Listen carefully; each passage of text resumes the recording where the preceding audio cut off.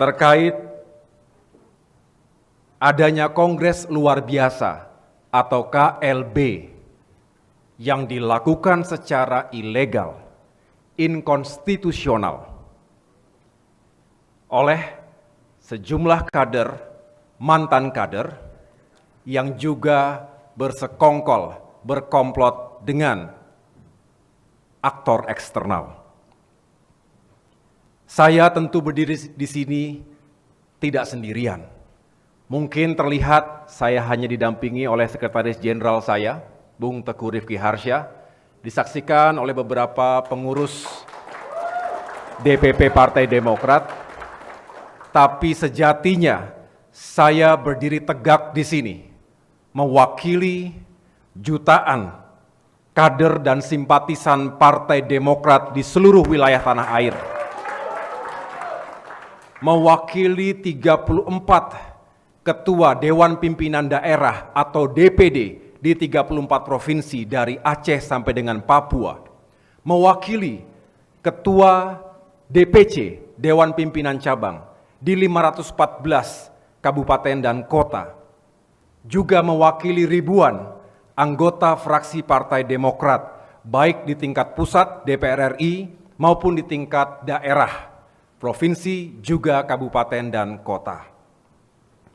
Saya juga berdiri di sini karena telah mendapatkan mandat dan amanah dari seluruh kader yang memiliki hak suara yang sah, yang telah mereka gunakan dan berikan dalam Kongres kelima Partai Demokrat pada tanggal 15 Maret 2020 lalu.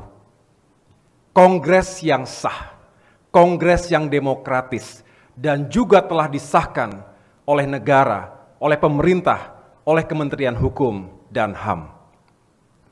Saudara-saudara yang saya cintai dan muliakan, pada kesempatan ini setidaknya ada 5 hal pokok yang akan saya sampaikan. Pertama, telah kita ketahui bersama bahwa baru saja hari ini dilakukan Kongres Luar Biasa secara ilegal, secara inkonstitusional, mengatasnamakan Partai Demokrat di Deli Serdang, Provinsi Sumatera Utara. Apa yang mereka lakukan tentu didasari oleh niat yang buruk, juga dilakukan dengan cara-cara yang buruk. KLB ini jelas tidak sah. Ada yang mengatakan bodong, ada yang mengatakan abal-abal. Yang jelas terminologinya ilegal dan inkonstitusional. Mengapa? Karena KLB ini tidak sesuai, tidak berdasar pada konstitusi Partai Demokrat yang juga telah disahkan oleh pemerintah melalui Kementerian Hukum dan HAM. Artinya sekali lagi, KLB tersebut tidak memiliki dasar hukum partai yang sah. Saya ingin menjelaskan bahwa sesuai dengan konstitusi Partai Demokrat, setiap partai punya konstitusi masing-masing, punya AD/ART masing-masing. Partai Demokrat juga sama, memiliki AD/ART yang bisa menjelaskan mengapa KLB di Sumatera Utara hari ini adalah ilegal. Setidaknya, untuk bisa diselenggarakan Kongres Luar Biasa berdasarkan AD/ART Demokrat adalah disetujui, didukung, dihadiri 2/3 dari jumlah Dewan Pimpinan Daerah atau DPD, dan setengah dari jumlah Dewan Pimpinan Cabang atau DPC. Kedua-duanya adalah angka minimal bisa diinisiasi dan diselenggarakan KLB berdasarkan AD/ART kami. Dan ada lagi tambahannya, harus sepersetujuan dari Ketua Majelis Tinggi Partai. Ketiga pasal ataupun klausul tersebut tidak dipenuhi, sama sekali tidak dipenuhi oleh para peserta KLB ilegal tersebut. Harusnya 2/3 ketua DPD, faktanya seluruh ketua DPD Partai Demokrat tidak mengikuti KLB tersebut. Mereka berada di daerah masing-masing. Faktanya, para ketua DPC Partai Demokrat juga tidak ikut dalam KLB. Mereka setia solid pada partai dan juga kepemimpinan yang sah. Mereka berada di daerah masing-masing pula. Kalaupun ada yang mengatasnamakan ketua DPD dan ketua DPC, mengatasnamakan para pemilik hak suara yang sah, tentu itu adalah berita bohong. Tentu saya harus jelaskan di sini, supaya tidak ada kesimpang siuran dan tidak ada pembohongan publik yang kemudian dieksploitasi seolah-olah benar adanya. Kami punya hak, kami punya kewajiban secara politik, secara moral untuk menjelaskan langsung kepada seluruh masyarakat Indonesia. Bapak Ibu sekalian yang saya cintai dan banggakan, sekali lagi saya katakan bahwa para peserta KLB ilegal di Deli Serdang, Sumatera Utara tadi bukanlah pemilik suara yang sah. Mereka kebanyakan adalah para mantan kader yang sudah dipecat, sudah diberhentikan tetap secara tidak hormat. Saya tidak perlu jelaskan satu persatu siapa saja orangnya, yang tentu itu juga menjadi bagian dari kedaulatan partai kami. Dan kemudian ada juga sejumlah mantan kader atau kader yang sudah lama tidak aktif lagi, bahkan sudah pindah partai. Tiba-tiba kembali menggunakan jaket Demokrat, jaket biru Demokrat, seolah-olah mereka adalah kader aktif, seolah-olah mereka adalah kader yang memiliki hak suara yang sah. Bukan. Saya bisa pastikan itu. Ada memang sejumlah ketua DPC yang terpapar gerakan pengambil alihan kepemimpinan Partai Demokrat yang sah ini, tetapi semua itu ada 34 yang saya catat berdasarkan laporan dari lapangan dan dari berbagai sumber. Mereka juga sudah di PLT sebelum KLB dimulai. Jadi sekali lagi tidak ada pemilik hak suara yang sah yang hadir dalam KLB tersebut. Saya sendiri, tentu Sekjen mengelola secara langsung, telah memegang surat pernyataan kesetiaan dan penolakan KLB dari para ketua DPD dan ketua DPC di seluruh Indonesia. Paling tidak sampai dengan tadi pagi, sekitar 93% pemilik suara sah berada di tempatnya masing-masing. Tidak ada yang artinya mereka tidak melakukan penerbangan atau perjalanan ke Sumatera Utara. Fakta di lapangan, sekali lagi hanya sekitar 7%, dan itu pun sudah kita ganti, sudah di PLT. Kami bisa buktikan dokumen-dokumennya. Nah, yang saya sayangkan Bapak Ibu sekalian, banyak dari mereka yang kemudian tadi kita saksikan melalui sejumlah media, hadir atas dasar paksaan, ancaman, dan juga imbalan berupa uang, posisi, dan kedudukan. Ini yang saya nilai sangat merusak demokrasi di negeri kita. Bukan hanya kedaulatan, kehormatan, dan eksistensi Partai Demokrat yang dipertaruhkan di sini, tetapi juga nasib dan masa depan demokrasi di negeri kita.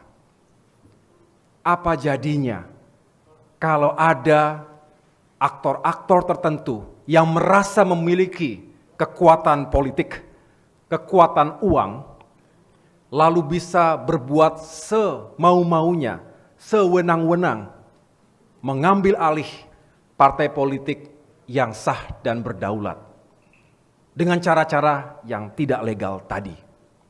hancurlah demokrasi kita.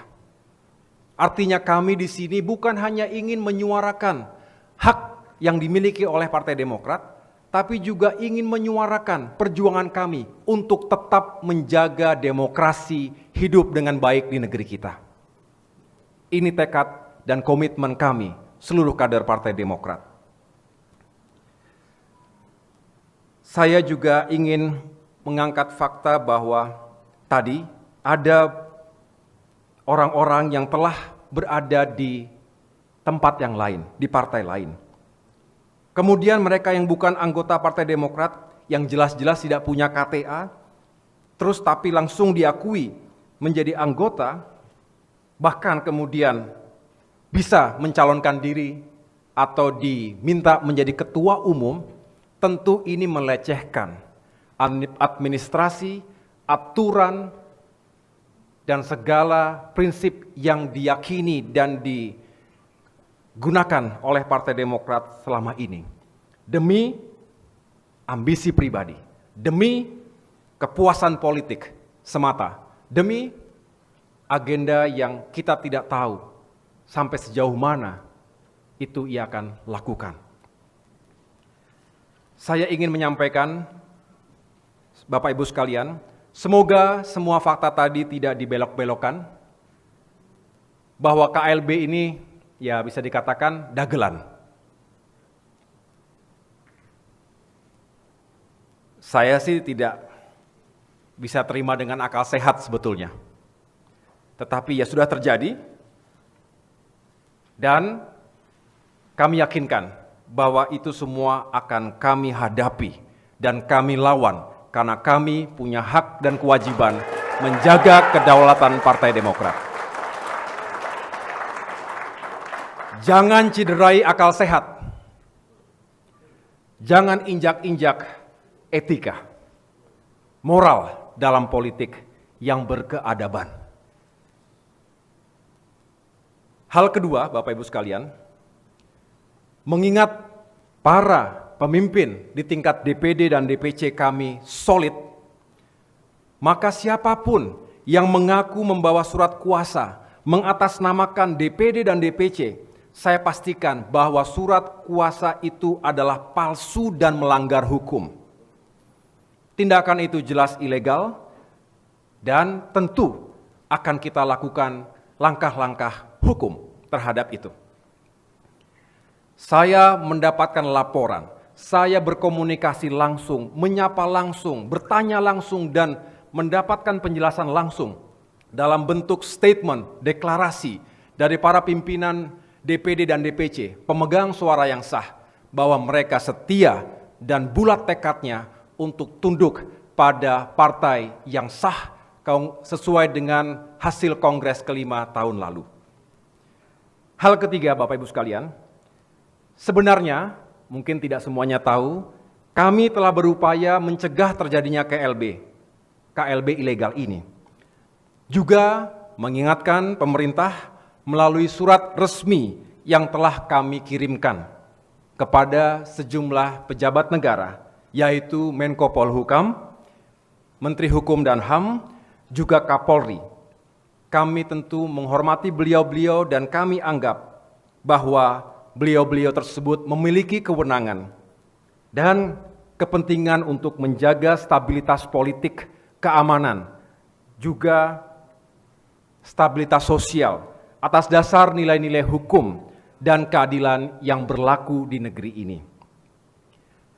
Karena kami tidak ingin terjadi sesuatu yang kemudian justru menimbulkan sesuatu yang tidak kita inginkan. Misalnya, terjadi kegaduhan yang berujung pada instabilitas politik, hukum, dan keamanan. Itulah mengapa kami dengan niat yang baik dan tulus mengirimkan pesan dan juga permohonan agar apa yang terjadi terhadap Partai Demokrat ini mendapatkan atensi dan juga bisa diberikan ruang yang luas kepada kita semua untuk mencari keadilan. Hal keempat, terkait dengan keterlibatan KSP Muldoko yang selama ini selalu mengelak, kini sudah terang benderang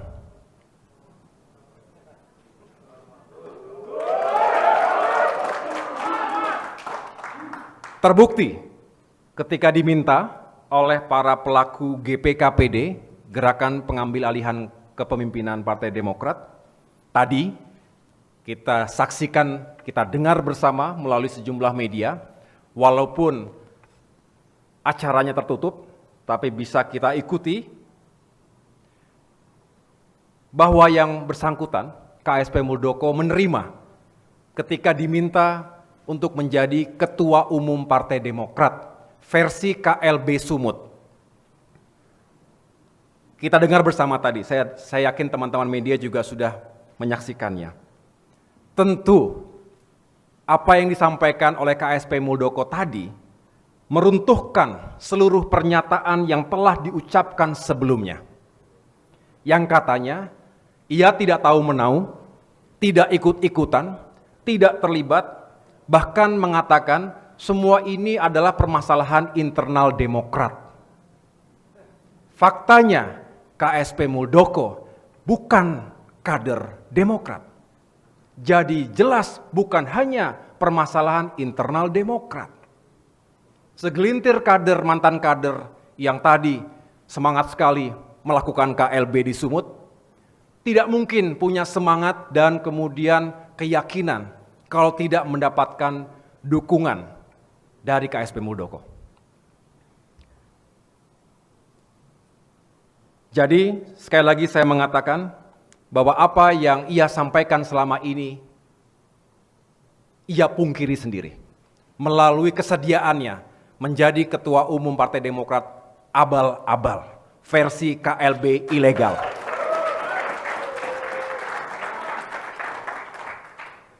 Saya bisa menyampaikan ini karena banyak bukti yang kami dapatkan selama ini. Tidak semua tentu kita jelaskan kepada publik, tapi bukti-buktinya lengkap. Dan pada puncaknya ya hari ini, KLB ilegal tadi.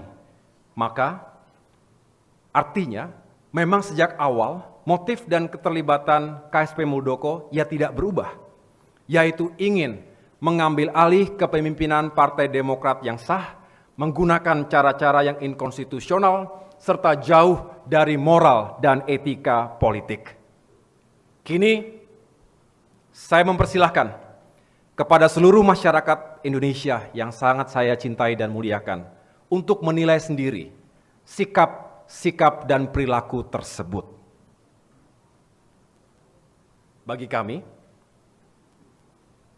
sikap dan perilaku tersebut bukanlah sikap dan perilaku yang kesatria.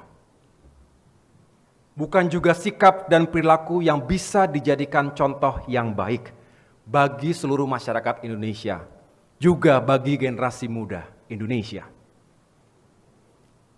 Kami tentu sangat menghormati senior-senior dan para pendahulu. Saya juga dulu adalah prajurit, beliau juga adalah prajurit. Dalam dunia keprajuritan, menghormati senior adalah sesuatu yang wajib kita lakukan. Tetapi dari para senior pula, saya mendapatkan pelajaran bahwa tidak semuanya bisa menjadi contoh yang baik. Kami berharap sebetulnya terus mendapatkan keteladanan dan contoh-contoh yang baik untuk menjadi referensi dan juga bisa memotivasi generasi muda Indonesia untuk bisa tumbuh, berkembang, dan lebih maju lagi. Sedangkan hal kelima, ingin saya sampaikan bahwa di negara demokrasi yang seharusnya menjunjung tinggi dan menghormati independensi dan kedaulatan partai politik, saya meminta negara dan aparat pemerintah untuk tidak melakukan pembiaran atas kegiatan ilegal yang dilakukan KSP Muldoko untuk memecah belah Partai Demokrat. Untuk itu, saya meminta dengan hormat kepada Bapak Presiden Joko Widodo, khususnya Menteri Hukum dan HAM, untuk tidak memberikan pengesahan dan legitimasi kepada KLB ilegal yang jelas-jelas melawan hukum tadi. Langkah yang akan kami tempuh setelah ini adalah melalui tim hukum yang sudah kami persiapkan, melaporkan panitia dan siapapun yang tadi terlibat dalam penyelenggaraan KLB ilegal kepada jajaran penegak hukum. Kami berikhtiar, berjuang untuk mempertahankan kedaulatan sekaligus mencari keadilan. Kepada seluruh masyarakat Indonesia, dimanapun berada, di hadapan mimbar ini saya bersaksi bahwa kami akan terus berjuang untuk mempertahankan kedaulatan dan kehormatan partai kami. Juga, insya Allah, kami akan terus berjuang untuk menjaga demokrasi dan menegakkan keadilan di negeri ini.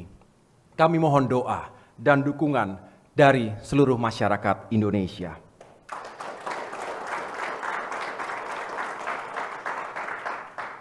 Akhirnya, kepada seluruh kader Partai Demokrat, saya mengucapkan apresiasi setinggi-tingginya atas kesetiaan dan kebulatan tekad, tegak lurus di bawah kepemimpinan hasil Kongres kelima Partai Demokrat yang sah. Sehingga bisa kami tegaskan di sini, tidak ada dualisme kepemimpinan dan kepengurusan Partai Demokrat. Saya ulangi, tidak ada dualisme kepemimpinan dan kepengurusan Partai Demokrat. Saya, Agus Harimurti Yudhoyono, AHY, adalah Ketua Umum Partai Demokrat yang sah dan legitimate.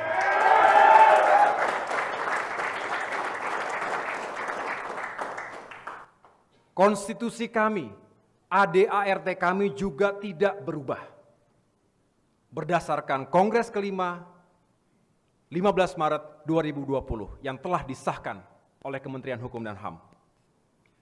Saya juga tentu patut mengucapkan terima kasih dan penghargaan yang setinggi-tingginya atas perjuangan tanpa henti para pemimpin, pengurus, seluruh kader yang telah memberikan pernyataan maupun yang turun langsung ke lapangan menolak adanya KLB. Terutama para pimpinan dan kader di wilayah Sumatera Utara. Saya bangga Bapak Ibu berani dan menyampaikan suaranya dengan lantang bahwa tidak ingin Sumatera Utara dikotori oleh KLB ilegal yang mengatasnamakan Partai Demokrat.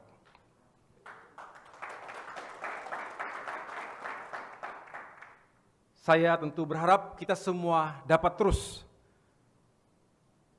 menjaga diri, tapi juga tetap berani menyuarakan kebenaran dan keadilan. Tentu semua itu kita lakukan dengan cara-cara yang terhormat dan juga dengan cara-cara yang beretika. Kita jangan gentar menghadapi ujian dan tantangan ini, karena meski Demokrat diganggu, insya Allah justru akan membuat Partai Demokrat semakin kuat, semakin kompak, dan semakin solid ke depan. Akhirnya, saya instruksikan kepada seluruh pemimpin, pengurus, dan kader Partai Demokrat dimanapun berada. Mari rapatkan barisan. Selamatkan Demokrat, selamatkan demokrasi. Insya Allah, dengan ridho dan perkenan Allah Subhanahu wa Ta'ala, Tuhan yang Maha Kuasa, kebenaran akan menang dan yang melawannya akan tumbang. Bersama kita kuat, bersatu kita bangkit.